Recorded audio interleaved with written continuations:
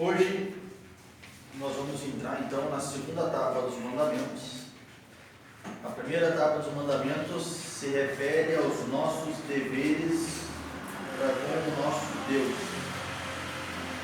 São do primeiro ao quarto mandamento. A primeira tábua então diz: Eu sou o Senhor teu Deus, que te tirei da terra do Egito, da casa da servidão. Não terás outros deuses diante de mim. Não farás para ti imagem de escultura, nem alguma semelhança do que há em cima nos céus, nem embaixo na terra, nem nas águas debaixo da terra. Não te encurvarás a elas, nem as servirás, porque eu, o Senhor teu Deus, sou Deus zeloso, que visito a maldade dos pais dos filhos, até a terceira e quarta geração daqueles que me aborrecem. E faço misericórdia em milhares aos que me amam e guardam os meus mandamentos. Não tomarás o nome do Senhor teu Deus em vão, porque o Senhor não terá por inocente o que tomar o seu nome em vão. Lembra-te do dia do sábado para o santificar. 6 dias trabalharás e farás toda a tua obra. Mas no sétimo dia, o sábado do Senhor teu Deus, não farás nenhuma obra, nem tu, nem o teu filho, nem a tua filha, nem o teu servo, nem a tua serva, nem o teu animal, nem o teu estrangeiro que está dentro das tuas portas. Porque em 6 dias fez o Senhor os céus, a terra, o mar e tudo o que neles há, e ao sétimo dia descansou. Portanto, abençoou o Senhor o dia do sábado e o santificou. Essa é a primeira tábua dos mandamentos. Aqui se refere aos nossos deveres para com Deus. E esses 4 mandamentos, eles podem ser resumidos em um único mandamento. Deixem aberto aqui onde nós estamos e abram comigo em Marcos capítulo 12.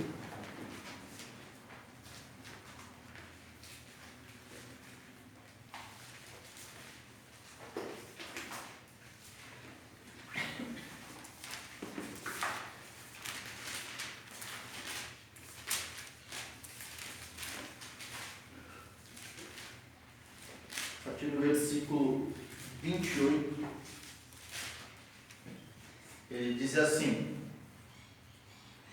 aproximando-se dele um dos escribas que os tinha ouvido disputar, e sabendo que lhes tinha respondido bem, perguntou-lhe: qual é o primeiro de todos os mandamentos? E Jesus respondeu-lhe: o primeiro de todos os mandamentos é: ouve, Israel, o Senhor nosso Deus é o único Senhor. Amarás, pois, ao Senhor teu Deus de todo o teu coração, e de toda a tua alma, e de todo o teu entendimento, e de todas as tuas forças. Este é o primeiro mandamento. Então a gente sabe que esse não é o primeiro mandamento literalmente, mas esse é o resumo então do dever principal que nós temos. Esse é o resumo da primeira tábua, esse é o resumo dos deveres que nós temos para com o nosso Deus. E a gente só pode cumprir isso que Jesus está falando aqui, de amar a Deus com todas as nossas forças, todo o nosso entendimento. A gente só pode fazer isso quando nós cumprimos o primeiro, o segundo, o terceiro e o quarto mandamento. Então isso que Jesus está mostrando aqui é um resumo dos 4 primeiros mandamentos. E agora a gente vai ver a segunda tábua. Deixem aberto aqui em Marcos e voltem lá para Êxodo capítulo 20. A partir do verso 12 diz assim: honra a teu pai e a tua mãe, para que se prolonguem os teus dias na terra que o Senhor teu Deus te dá. Não matarás, não adulterarás, não furtarás, não dirás falso testemunho contra o teu próximo, não cobiçarás a casa do teu próximo, não cobiçarás a mulher do teu próximo, nem o seu servo, nem a sua serva, nem o seu boi, nem o seu jumento, nem coisa alguma do teu próximo. Voltem para Marcos ali, versículo 31, diz assim: e o segundo semelhante a este é: amarás o teu próximo como a ti mesmo. Não há outro mandamento maior do que estes. Por quê? Porque esses dois mandamentos que Jesus está mostrando aqui, eles são o resumo dos 10 mandamentos. Então aqui esse amarás o teu próximo como a ti mesmo é o resumo dos 6 mandamentos finais, de honrar pai e mãe, de não matar, de não dar falso testemunho, de não furtar, de não cobiçar. Se nós fazemos tudo isso, Deus diz então que nós estamos amando o nosso próximo. Então, quando a Bíblia nos ordena a amar a Deus e quando a Bíblia nos ordena a amar o nosso próximo, isso não fica a nosso critério, do que nós achamos que nós podemos fazer. Eu acho que amar o meu próximo é eu fazer isso. Eu já discordo de ti, eu acho que eu amar o meu próximo é fazer aquilo. Deus não apenas diz que nós temos o dever de amar. Amar então não é apenas um mandamento, como Ele mostra como nós amamos. Então, como que nós amamos o nosso próximo como a nós mesmos? Nós amamos o nosso próximo quando nós honramos, quando nós preservamos a sua vida, quando nós preservamos o seu casamento, quando nós preservamos a sua propriedade, que é não furtar, quando nós zelamos pelo bom testemunho do nosso próximo e quando nós não cobiçamos as coisas do nosso próximo. Quando nós nos dedicamos a fazer essas coisas, nós estamos amando o nosso próximo como a nós mesmos. Então nós hoje vamos entrar na segunda tábua dos mandamentos, que diz respeito aos deveres que nós temos com os nossos irmãos, aos deveres que nós temos com o nosso próximo. E não é possível, então, a gente ser um bom observador da primeira tábua de mandamentos, sem ser um bom observador da segunda tábua de mandamentos. Então a gente pode dizer assim, não, olha só, os 4 primeiros mandamentos eu consigo cumprir, né? Eu estou amando a Deus de todo o meu coração, só tenho dificuldade em amar o meu próximo. Ou outra pessoa pode se levantar, não, olha só, eu estou falando com Deus, mas eu consigo amar como Deus ordena o meu próximo. A gente vai ver que isso é impossível. Quero que vocês abram em 1 João,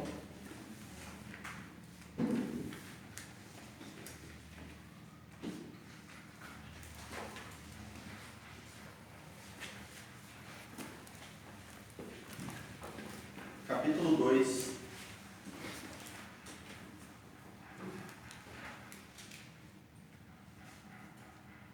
o verso 4 diz assim: aquele que diz, eu conheço e não guarda os seus mandamentos, é mentiroso e nele não está a verdade.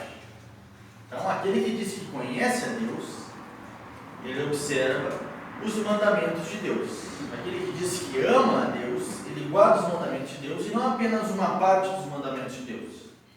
Ele guarda os mandamentos que Deus dá de forma plena, de forma integral.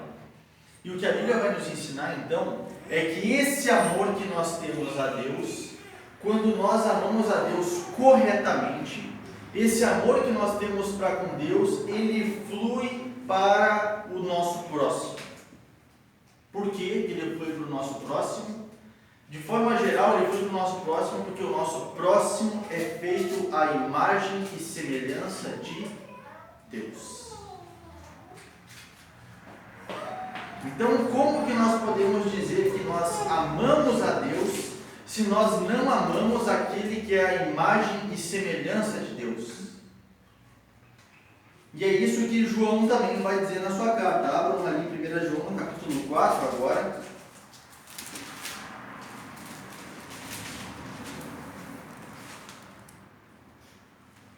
O verso 20 e 21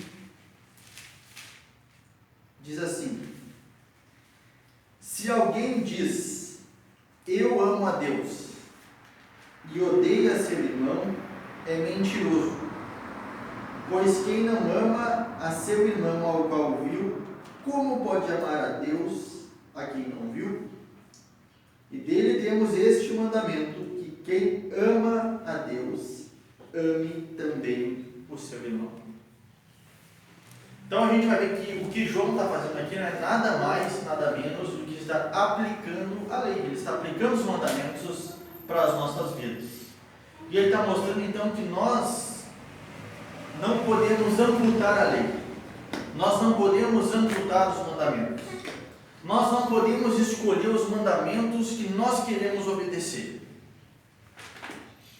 Agostinho vai falar uma frase nesse sentido, ele vai dizer que se nós pensamos coisas do Evangelho que nós cremos, se não para a memória é Agostinho.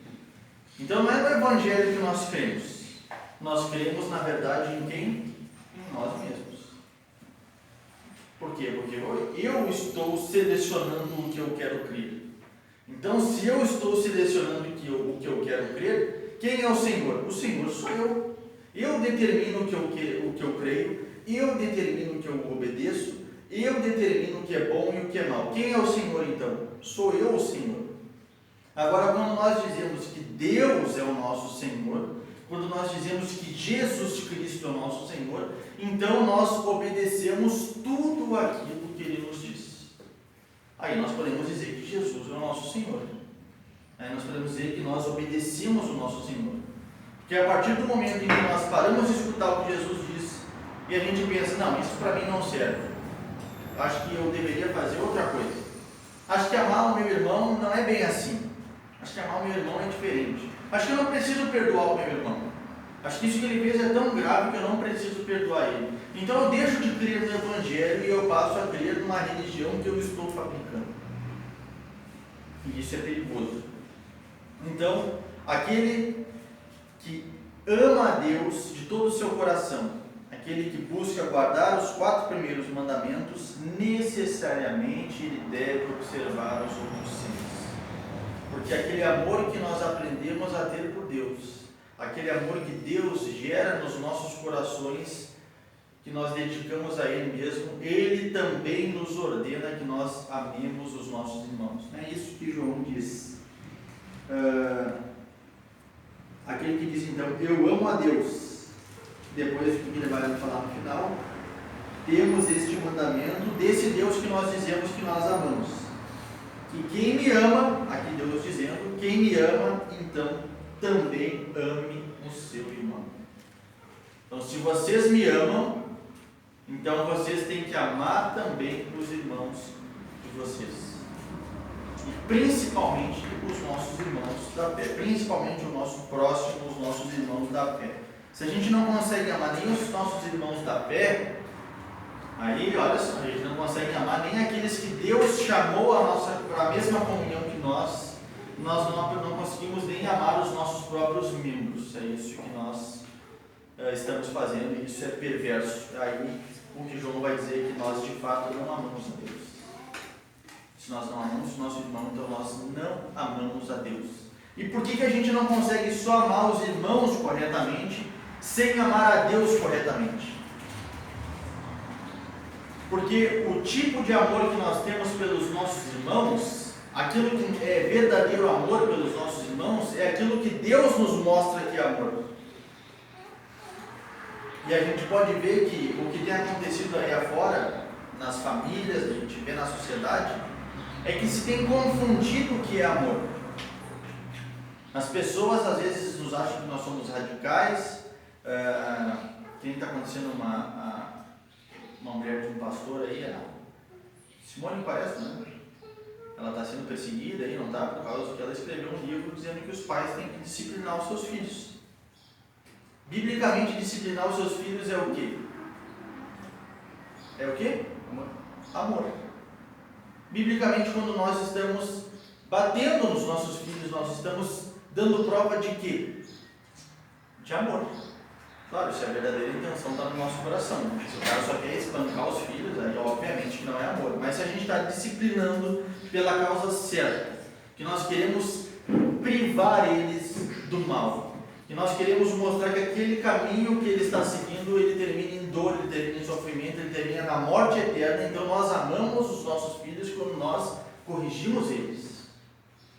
Mas para o mundo isso não é mais amor. Para o mundo, amor então é quando nós, independente do que se faça, nós toleramos, nós abraçamos, nós recebemos como se tudo estivesse bem. E isso, aos olhos da Bíblia, não é amar, isso é odiar. Porque isso está fazendo com que essa pessoa esteja se perdendo e esteja sendo lançada no inferno. Então, quando nós buscamos amar o nosso próximo sem amar a Deus, na verdade nós estamos odiando o nosso próximo, na verdade nós estamos às vezes cometendo idolatria, porque nós estamos às vezes preservando mais aquelas pessoas do que nós preservamos a Deus. Então é impossível nós sermos fiéis a uma tábua dos mandamentos sem sermos fiéis a outra. E uma coisa conduz a outra. Então, primeiro, Deus nos chama para amar Ele. Deus nos chama para servir Ele. Deus nos chama para honrar Ele. E depois que nós estamos fazendo isso, Deus nos redireciona e diz: agora vocês também amem os seus irmãos. Amem o seu próximo. Em Êxodo capítulo 20, então, o quinto mandamento é, aqui no verso 12, honra a teu pai e a tua mãe, para que se prolonguem os teus dias na terra que o Senhor teu Deus te dá. Então, novamente, aqui nós temos um mandamento e nós temos um anexo a esse mandamento. Nós temos uma promessa anexada a esse mandamento. Qual é o mandamento expresso?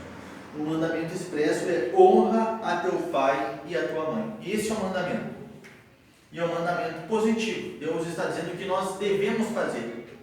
Então vocês honrem o pai e a mãe de vocês.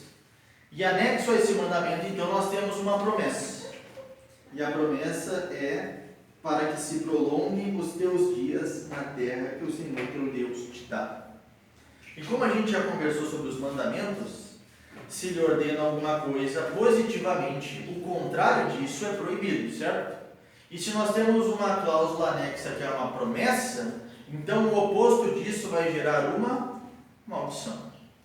Ou se nós temos uma cláusula anexa que é uma maldição, o oposto disso se transformará numa bênção.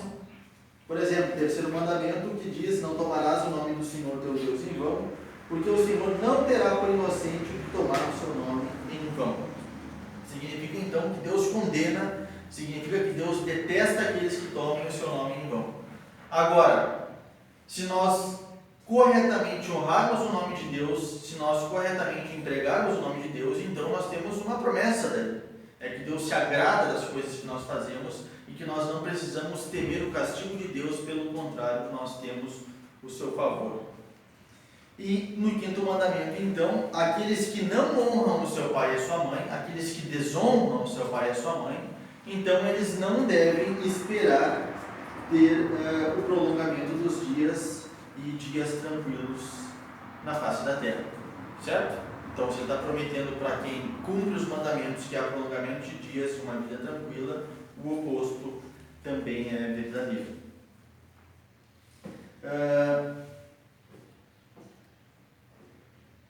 O que significa aqui o termo pai e mãe?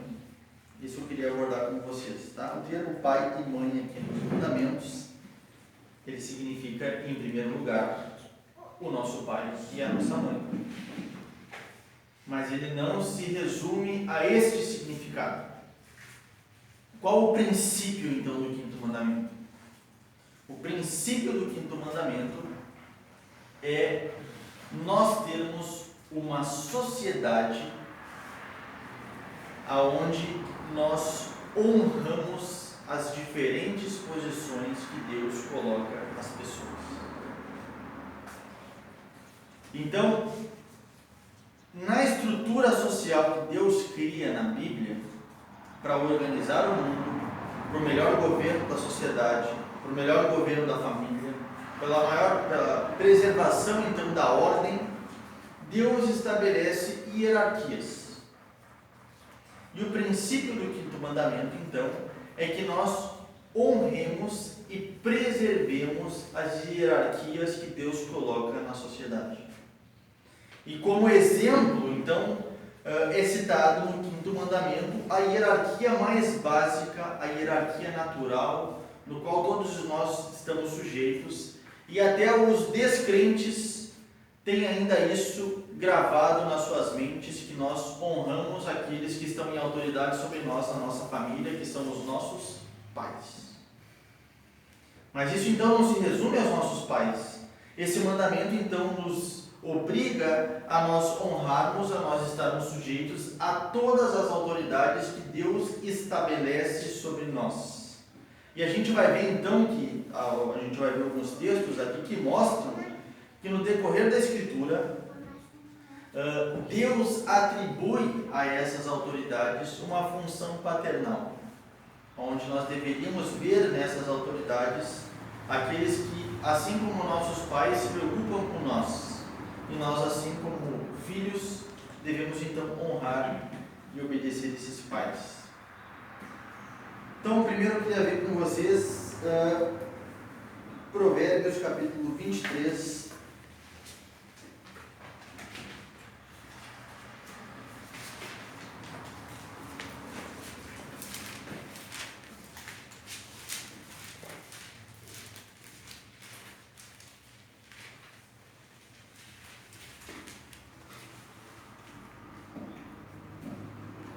Então, em primeiro lugar, pai e mãe, no quinto mandamento, significam literalmente pai e mãe, os nossos pais e as nossas mães. Provérbios 23, no verso 22, diz assim: ouve a teu pai que te gerou, e não desprezes a tua mãe quando vier a envelhecer. Verso 25: alegrem-se teu pai e tua mãe, e regozije-se a que te gerou. Então, olha só, aqui Salomão dando instruções, palavras de sabedoria, para que nós estejamos honrando os nossos pais que nos geraram, ou dependendo do contexto, os nossos pais que nos criaram. Mas são os nossos pais, aqueles que nos sustentaram, aqueles que nos geraram, aqueles que nos educaram, sejam eles bons ou maus. A gente vai ver isso. Não importa se os nossos pais são bons ou maus, nós temos deveres para com eles. Os nossos deveres podem ser facilitados se os nossos pais forem bons, mas isso não exime de nós os nossos deveres sobre os nossos pais. Porque o que a gente tem que aprender é que eles não são nossos pais por acaso, certo? Ninguém aqui nasceu do pai e a mãe que nasceu por acaso. Eles são nossos pais e nossas mães pela providência. Deus quis que o pai e a mãe que nós temos fossem nossos pais e nossas mães. E Ele quis então que nós nascêssemos desse pai e dessa mãe, e que esse pai e essa mãe tivessem autoridade sobre nós.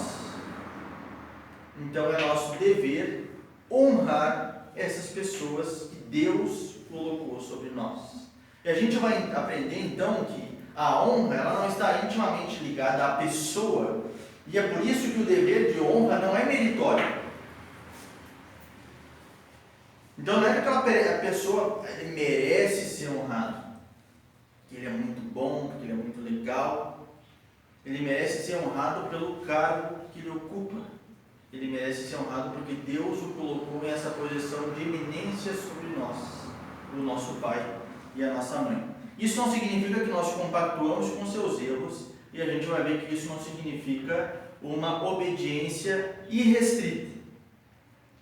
Mas mesmo assim nós temos dever naquilo que for possível, naquilo que for bom, nós temos o dever de honrar essas pessoas, nós temos o dever de nos preocupar com essas pessoas, nós temos o dever de zelar pela vida delas, tanto física quanto espiritualmente.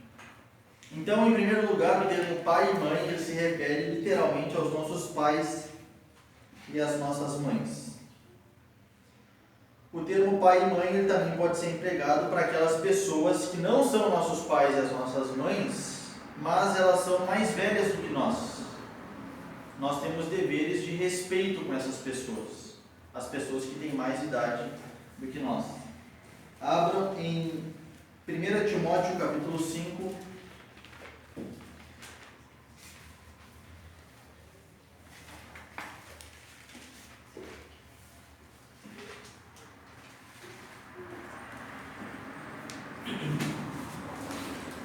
Que Paulo está escrevendo para Timóteo. Timóteo era um evangelista, Timóteo tinha autoridade na igreja, mas Timóteo era um jovem.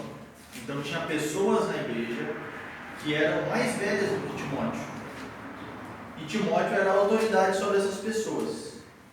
E Timóteo às vezes ia ter que exortar essas pessoas, Timóteo ia ter que aconselhar essas pessoas. E Paulo mostra que essas pessoas, sendo mais velhas do que ele, o Timóteo deveria proceder de forma diferente com cada tipo de pessoa. Olha só, que Paulo está mostrando que a forma de Timóteo proceder dentro da igreja, ela variava com a pessoa que ele estava lidando.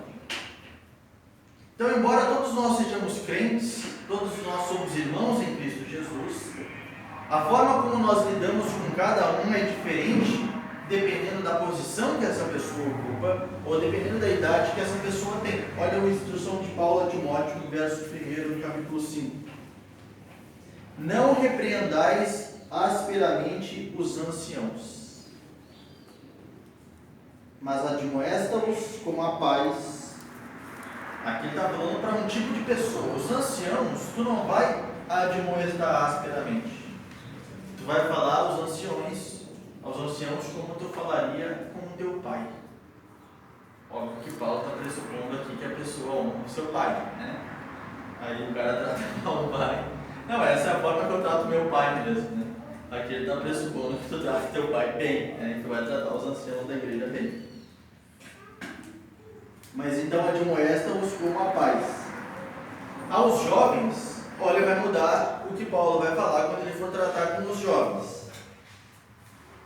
Como a irmãos.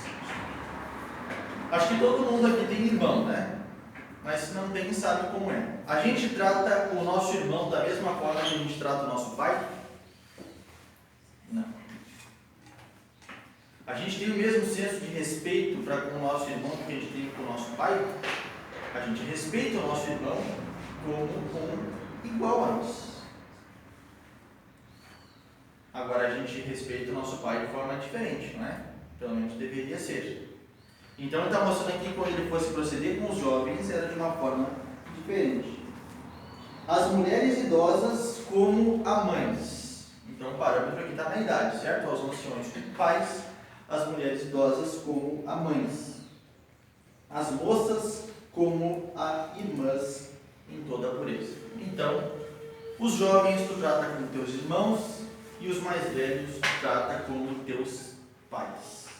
Então, a honra aqui que Timóteo deveria dar aos anciãos, quando ele fosse exortar esses anciãos, é a mesma honra que ele deveria ter como se ele estivesse exortando os pais dele. Então percebam aqui que quando nós lidamos com pessoas mais velhas do que nós, essas pessoas merecem respeito. E elas merecem respeito porque Deus ordena que nós as respeitemos como pessoas mais velhas do que nós, como anciãos. Não significa que essas pessoas, elas sabem de tudo. Não significa que essas pessoas, elas sempre vão estar certas. Tanto que aqui ele diz que quando tu for admoestar essas pessoas, às vezes essas pessoas vão precisar ser admoestadas, vão precisar ser corrigidas, né? Porque eu já falei com algumas pessoas que elas achavam que por elas serem mais velhas, elas eram infalíveis, né? Tudo que eu falo está certo porque eu tenho 70 anos. Então, idade não significa necessariamente sabedoria, mas exige de nós um tratamento diferente quando nós vamos falar com essas pessoas. Então, aqui significa a honra que nós devemos aos pais naturais, significa a honra que nós devemos às pessoas mais velhas, significa a honra que nós devemos àqueles que são superiores a nós na igreja. Abra em 1 Tessalonicenses.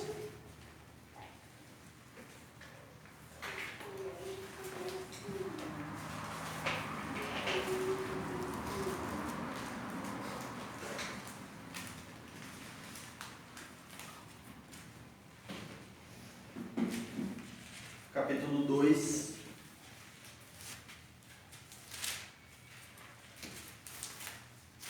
versículo 7, diz assim: Antes fomos brandos entre vós, como a ama que cria seus filhos. Aqui o apóstolo Paulo está se comparando à pessoa que cuida dos seus filhos. No verso 11 diz: Assim como bem sabeis de que modo nos exortávamos e consolávamos a cada um de vós, como o pai a seus filhos. Então aqui o apóstolo está mostrando que a forma, e há outros versos, né? Só vou ler para a gente não se estender demais. A forma como os líderes da igreja, no início os pastores, agora no início os apóstolos, agora os pastores, eles devem considerar aqueles que estão sob sua autoridade como pais que estão se preocupando com os seus filhos. Então, a honra que se deve no quinto mandamento não é somente aos pais físicos e àqueles que são maiores de idade, ou têm mais idade do que nós, que são anciãos, mas a honra que se deve no quinto mandamento é àqueles que estão em posição de eminência sobre nós também na igreja. Então, a relação que nós temos na igreja é que aqueles que Deus investiu de autoridade, aqueles que Deus chamou para o sagrado ministério, aqueles que Deus chamou para serem ministros do Evangelho, essas pessoas, elas merecem ser honradas como tais. Então, são pessoas que Deus separou para cargos de eminência para o bem da igreja, e a igreja, então, deve honrar essas pessoas, né? O apóstolo vai falar aqui digno de honra aqueles que são chamados no ministério, especialmente aqueles que se dedicam à pregação da palavra de Deus. Então, essas pessoas, como cargos que elas ocupam, elas também merecem ser honradas pela igreja. A gente já vai falar sobre precisamente quem será honrado, né? E além disso, então, aqueles que são superiores a nós no governo civil. Abram em Isaías, capítulo 49.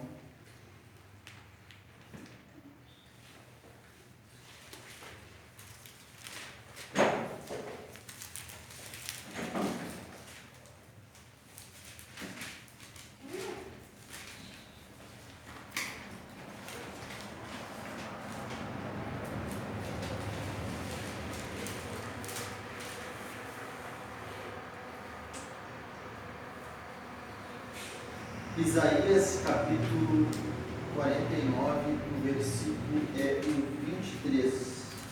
Ele diz assim: E os reis serão os teus aios, e as suas princesas, as tuas amas, diante de ti se inclinarão com o rosto em terra, lamberão os teus pés, e saberás que eu sou o Senhor, e que os que confiam em mim não serão confundidos.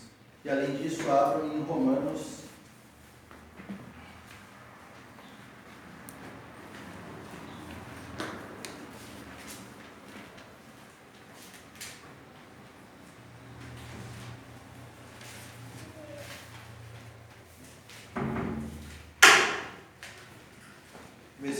capítulo 13,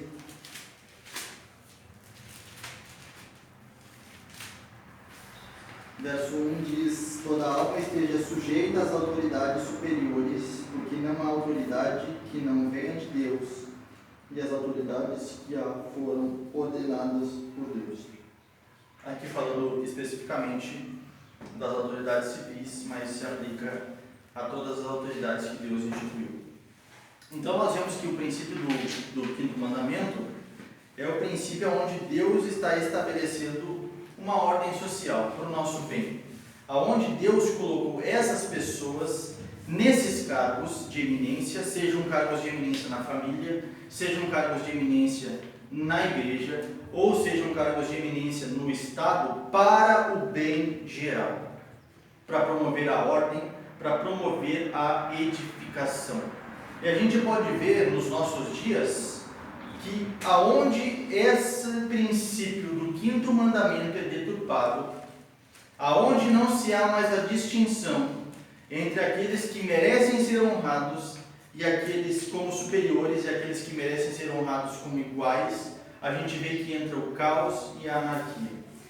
A gente vê que hoje em dia se tem estimulado os filhos a não honrarem mais seus pais como alguém superiores a eles, como alguém que eles estão sujeitos, como alguém que eles devem respeito, como alguém que eles devem temor, mas a relação cada vez mais natural que se tem colocado no mundo é que os pais e os filhos eles são como que iguais. Se tem perdido essa distinção, e aí a gente vê que começa o problema, começa a destruição familiar, começa a confusão, onde as famílias começam a ser governadas por quem? As famílias começam a ser governadas pelos filhos. Os filhos começam a dizer o que se deve fazer, os filhos começam a dizer como se deve agir, e isso aos olhos de Deus é errado. A gente pode ver isso acontece no Estado também, e dependendo dos lugares também isso acontece na igreja. Então, onde o princípio desse mandamento é quebrado, aonde a honra aos superiores é quebrada, a gente vê que entra a destruição, entra o caos, entra a confusão, entra a desordem, porque essas pessoas foram colocadas nessas posições para a manutenção da ordem, para a manutenção da paz, para a manutenção da harmonia que Deus estabeleceu na sua criação. Então a função do pai e da mãe é garantir o quê? A unidade da família, garantir a estabilidade da família, é dar diretrizes para a família, é governar a família, é conduzir a família. Quando se perde essa função, quando se perde esse senso de responsabilidade, quando se quebra essa relação entre filhos e pais, nós temos uma desordem na família, nós temos um caos na família. A função dos pastores é manter a unidade do corpo de Cristo, é conduzir as igrejas, é edificar a vida dos irmãos, é aplicar a justa disciplina na vida da igreja. E quando se perde esse senso de responsabilidade, quando a gente transfere tudo para a comunidade, quando ninguém mais é responsável por nada, o que acontece? A igreja anda em desordem. A igreja não sabe mais para onde ela caminha, a igreja não sabe mais o que ela deve fazer. Isso é errado. E quando acontece isso no Estado, a gente tem o Brasil, né? A gente sabe muito bem o que acontece quando os ministros eles não cumprem os seus papéis e quando, como consequência disso, a população não consegue mais enxergar nessas pessoas com cargo de eminência alguém que está lá para promover o seu bem. Que essa deveria ser a função deles. Promover o bem da nação. E a gente tem que ter cuidado para que os nossos filhos nos vejam cumprindo o nosso papel, daquele que preserva o bem da família. E o oposto disso. Então, aqui é utilizada a paternidade, porque a paternidade ela é um vínculo natural e no qual todas as outras então se baseiam. Então eu, na função de pastor, alguém na função de governador, todos deveriam ver aqueles que estão sob sua responsabilidade como se fossem seus filhos que eles precisam alimentar, que eles precisam nutrir, que eles precisam proteger, que eles precisam educar. E quando há esse senso e quando as pessoas que estão sob responsabilidade, elas conseguem ver nessas pessoas que estão em eminência, alguém que de fato se preocupa com elas, alguém que de fato defende elas, alguém que de fato livra elas do mal, alguém que de fato busca proteger e guardar elas, então nós temos uma harmonia, nós temos paz, nós temos tranquilidade, nós conseguimos caminhar, nos desenvolver, frutificar. E nós nos baseamos então nessas outras esferas, na igreja, no Estado, nesse vínculo familiar, porque é assim que nós deveríamos enxergar os nossos pais.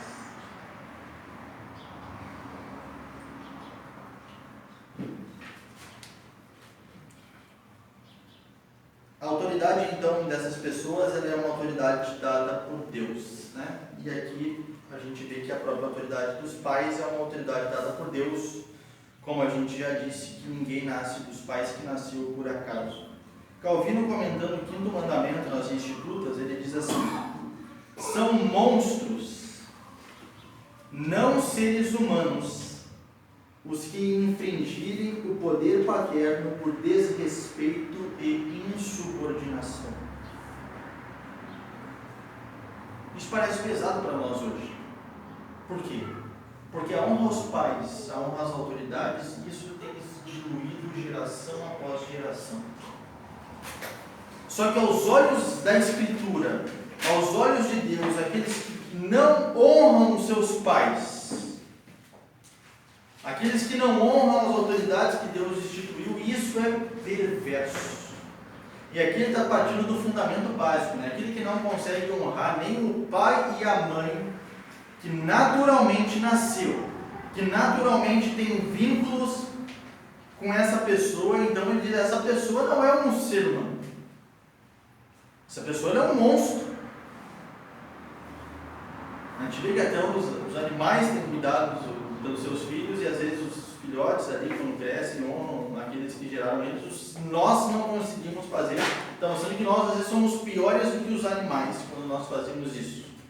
E a gente vai fazer então, a gente vai ver que a Escritura condena isso tremendamente. Então nós não honramos os nossos pais, nós não honramos as nossas autoridades por mérito das autoridades. Nós temos o dever de orar pelo presidente da República, nós temos o dever de orar pelo nosso governador, nós temos o dever de orar pelo nosso prefeito, independente de quem seja. Independente se o presidente da República for o Bolsonaro, se o presidente da República for o Haddad, se for o Ciro Gomes, se for qualquer pessoa que ocupe aquela posição, nós temos que orar para que eles governem bem, para que haja no meio da nossa sociedade paz e tranquilidade. Porque nós queremos que quem estabelece e remove autoridades é Deus. E se nós queremos que eles conseguem chegar a um posto de eminência, eles chegaram lá porque Deus o permitiu. Não necessariamente porque eles são bons, não necessariamente do que eles vão fazer é bom para a igreja, mas independente de como eles chegaram lá, se é para o nosso bem, se é para o nosso consolo, ou se é para a exortação e punição da população, Deus permitiu. E nós temos então que orar a Deus para que use esse homem da melhor forma possível para cumprir o seu propósito e para que isso redunde em glória a Deus e bem para nós. Então eles são autoridades instituídas por Deus. Mas a gente vai ver que eles são autoridades instituídas por Deus para cumprir um propósito e não para serem tiranos. Assim como nós somos pais, somos maridos, revestidos de autoridades para um propósito e não por ser um tirano. Os pastores são pastores para um propósito. Então eu, na função de pastor, eu não posso exigir de vocês o que eu bem entender. Certo? O que eu posso cobrar a vocês? O que eu posso ensinar a vocês? O que eu posso exigir de vocês? Aquilo que Deus me autoriza. Então, eu recebo uma função para um determinado fim. E vocês são pais, não para fazer dos filhos de vocês o que vocês bem entendem. Eu posso exigir de ti o que eu quiser porque eu sou teu pai. Isso não existe. Nós recebemos poder, nós recebemos autoridade para um propósito. Então, Deus vai condenar abertamente na sua palavra aqueles que desonram seu pai e a sua mãe, aqueles que quebram esse mandamento. Então, em primeiro lugar, a Escritura nos mostra um dever de reverência a essas pessoas, um dever de honra. E aqueles que quebram esse dever de honra, o que significa honra? A honra no original ela tem um sentido de alguém que tem um peso, um sentido de alguém que é importante. E é importante porque Deus o colocou em um cargo de importância. Então, o sentido de honra é dar a essa pessoa aquilo que Deus manda que nós demos. É considerar essa pessoa da forma com que Deus manda que nós a consideremos. Isso é honrar. Então, Deus pune a insolência, Deus pune o menosprezo dos filhos em relação a seus pais na Escritura. Deus pune aqueles que não honram os seus pais, aqueles que não reverenciam os seus pais. Abram em Êxodo capítulo 21.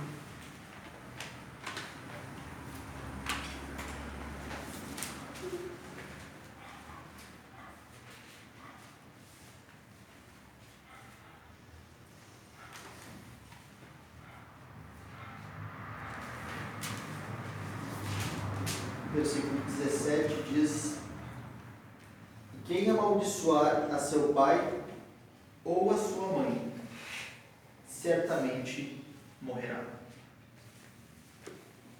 Aqui Deus está mostrando que aquele que desonra o seu pai, aquele que é insolente com o seu pai, aquele que menospreza o seu pai e a sua mãe, aquele que, como ele diz no verso, amaldiçoa o seu pai, porque ele não tem nenhuma consideração pelo seu pai e a sua mãe, então esse certamente merece morrer. Abram em Levítico, capítulo 20.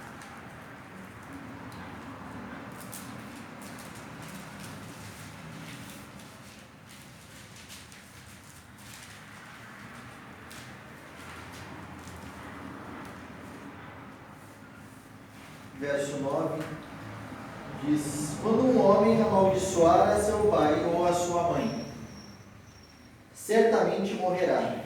Amaldiçoou a seu pai ou a sua mãe, o seu sangue é sobre ele. E Provérbios capítulo 20,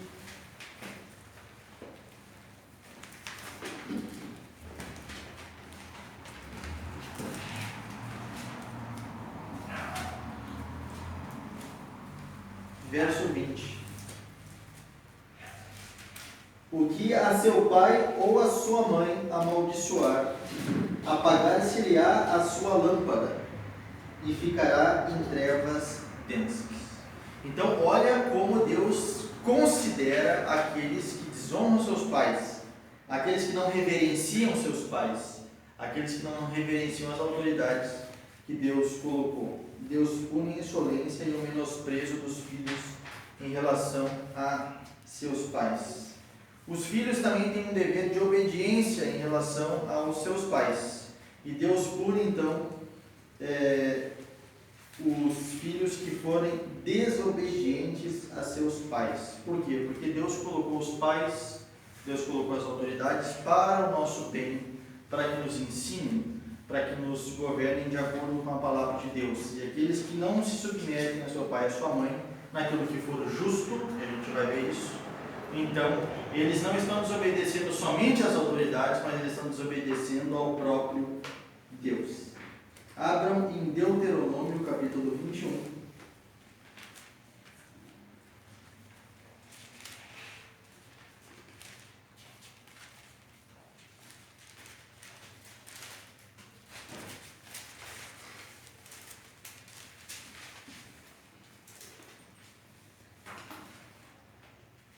Deuteronômio capítulo 21, versos 18 a 21. Diz: quando alguém tiver um filho contumaz, ou seja, que não obedece, que é rebelde, que permanece no erro, não obedece à voz de seus pais e à voz de sua mãe, e castigando eles, lhes não der ouvidos. Então eles estão fazendo a parte deles, certo? Os pais, eles vão abandonar seus filhos, estão tentando educar, estão tentando corrigir, estão tentando admoestar. Então seu pai e sua mãe pegarão nele e o levarão aos anciãos, seriam os juízes da sua cidade, e à porta do seu lugar, e dirão aos anciãos da cidade: este nosso filho é rebelde e contumaz, não dá ouvidos à nossa voz, é um comilão e beberrão. Então todos os homens da sua cidade o apedrejarão com pedras, até que morra, e tirarás o mal do meio de ti, para que todo Israel o ouça e tema. Então aqui ele está mostrando, não é um filho que simplesmente desonrava os pais, mas um filho que não obedecia aos seus pais, era um filho rebelde e contumaz. Então a punição civil para essas pessoas era a pena de morte. Mas essa punição civil, que hoje não vigora mais, né? Porque a gente não pode sair apedrejando nosso filho na rua. Isso é contra a lei, né? A gente não pode fazer isso. Isso era uma lei civil de Israel. É como se hoje a gente tivesse uma lei ali que diz que a gente pode denunciar o nosso filho para a polícia e a polícia vai prender ele. Era assim que funcionava, só que no caso ela não prendia, ela matava, né? Então, as penas civis não são mais aplicadas. Mas o que reflete essa lei civil de Israel? Essa lei civil de Israel, ela reflete o 5º mandamento. Aonde se ampara essa lei civil de Israel? Ela se ampara no 5º mandamento, porque Deus ordena expressamente na sua lei que nós honremos o nosso pai e a nossa mãe, que nós obedeçamos o nosso pai e a nossa mãe, que nós temamos eles, que nós amemos eles e sirvamos eles. Agora, se nós não fazemos isso, então nós somos, como o Calvino vai dizer, nós somos monstros, né? As pessoas que não conseguem amar os seus pais e a sua mãe. Mas eu só queria mostrar então que aqui nós temos o dever de obedecer, mas há limites para a obediência. E há limites para a obediência tanto no âmbito familiar, com relação ao que o marido pode exigir da sua esposa, exigir dos seus filhos. Há limites na obediência do que um pastor pode exigir dos membros. E há um limite de obediência no qual um governante pode exigir da população. E esse limite de obediência é quando foge do escopo de autoridade dele, ou quando ele exige alguma coisa que Deus proíbe.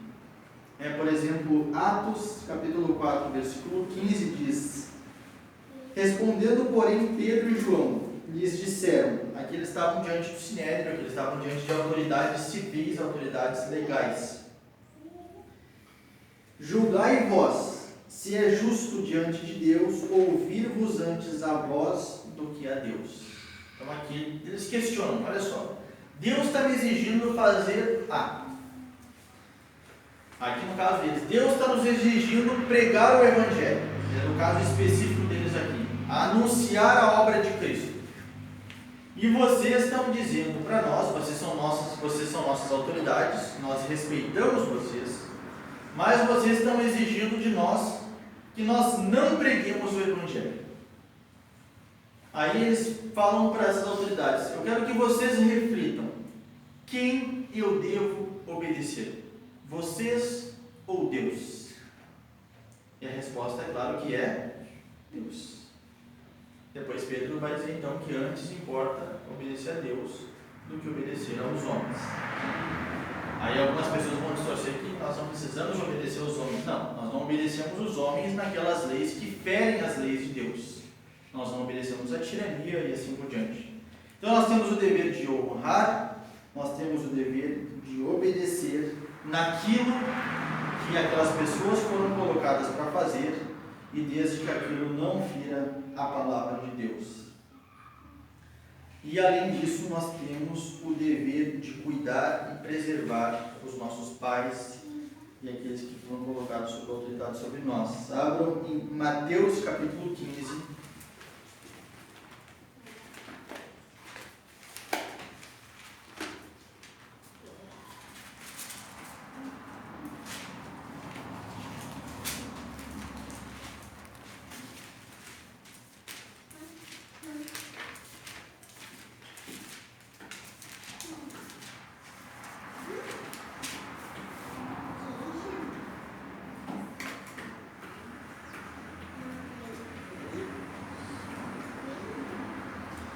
Mateus capítulo 15, versículo 4, diz assim: porque Deus ordenou dizendo, aqui é Jesus falando, honra teu pai e a tua mãe, e quem maldisser ao pai ou à mãe, que morra de morte.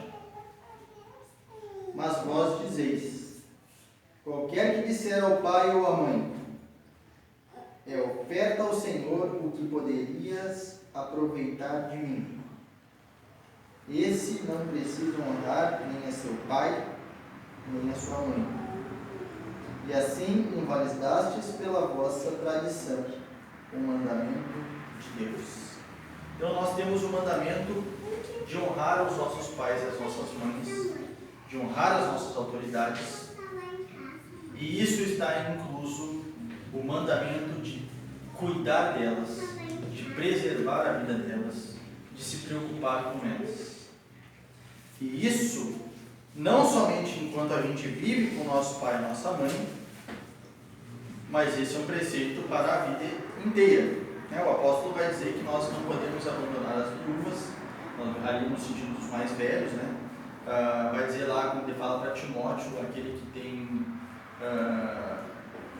estava dando problema com as viúvas, aqueles que então tem filhos ou tem netos, eles que cuidem delas. Não deixem essa tarefa para a igreja. É dever deles cuidar dessas pessoas. É dever deles honrar essas pessoas e se preocupar com elas.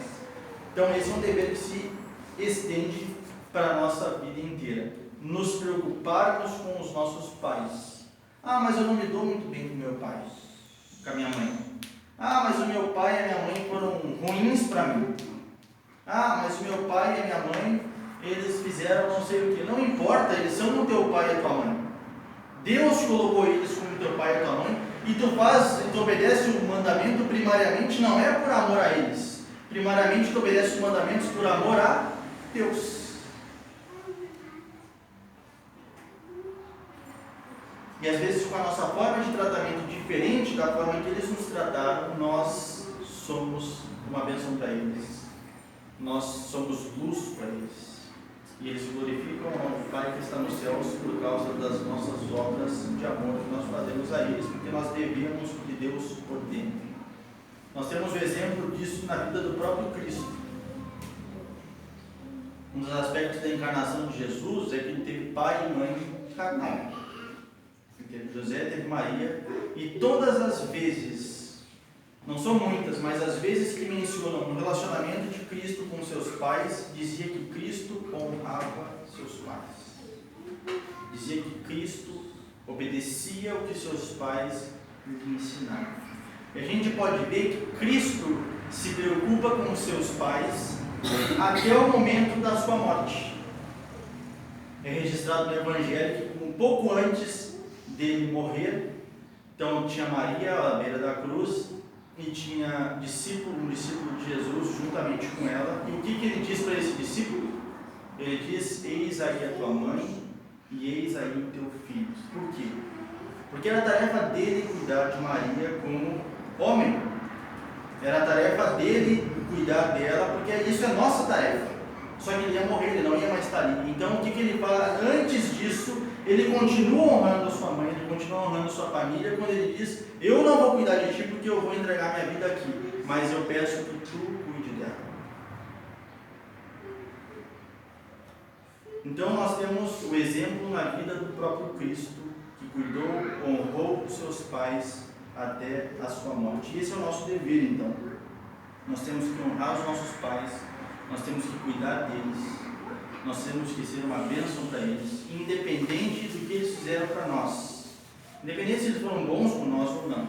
Nós não compactuamos nas suas obras malignas, nós não compactuamos nos seus pecados, nós não compactuamos naquilo que eles fazem de errado, mas daquilo que nós podemos, nós cuidamos dele, nós honramos eles, porque eles são autoridade sobre nós, porque Deus colocou eles como os nossos pais. É óbvio que a relação de autoridade ela é modificada um pouco depois que nós casamos, quando a prioridade deixa de ser então os nossos pais e passa a ser a nossa família mais próxima, nossa esposa e os nossos filhos. Mas esse vínculo de pais e filhos, ele nunca é quebrado. E a nossa tarefa de cuidar deles e honrar eles permanece até o fim. Então vamos prestar atenção nessas coisas. Isso é o que Deus requer de nós, com referência àqueles que Deus colocou como autoridade, e isso que requer de nós, principalmente daqueles que Ele colocou como nossos pais e nossas mães. Vamos orar. Senhor Deus, nós somos gratos a Ti pela Tua infinita graça e misericórdia. Obrigado, Senhor, porque mesmo que alguns de nós não tenham tido um pai ou uma mãe bons, fiéis à Tua palavra, que o Senhor considera bons e justos, nós temos isso de Ti, Senhor. O Senhor é o nosso Pai perfeito, o Senhor é aquele que cuida de nós, o Senhor é aquele que nos sustenta, o Senhor é aquele que provê todas as coisas que nós precisamos. Nos ajuda, Senhor, a olhar para Ti como nosso verdadeiro Pai e confiar em Ti, Senhor, a honrar a Ti como nosso Pai, mas nos ajuda também a honrar as autoridades que o Senhor colocou sobre nós neste mundo, para governar esse mundo, para manter a ordem desse mundo, e acima de tudo, Senhor, nos ajuda a honrar os nossos pais e as nossas mães. Nos ajuda a dar bom testemunho, Senhor, nos ajuda a ser fiéis nessa palavra. Nós pedimos que o Teu amor seja derramado sobre nós. Nós pedimos que esse cuidado com as autoridades, eles estejam se manifestando nas nossas famílias, nas nossas vidas, e que, cumprindo, Senhor, os Teus mandamentos, as pessoas que estão à nossa volta possam glorificar a Ti. As pessoas que estão à nossa volta possam honrar a Ti, o Teu nome. Nós queremos fazer isso, Senhor, não para a nossa glória, não para nós nos sentirmos bem, não para nós nos sentirmos justos, mas nós queremos fazer isso para agradar a Ti, Senhor, porque nós Te amamos, e se nós Te amamos, nós obedecemos os Teus mandamentos. Então nós Te pedimos que o Senhor nos ajude nesses nossos deveres, para que o Senhor seja glorificado e para que nós colhemos o bem. Nós pedimos isso em nome de Jesus. Amém.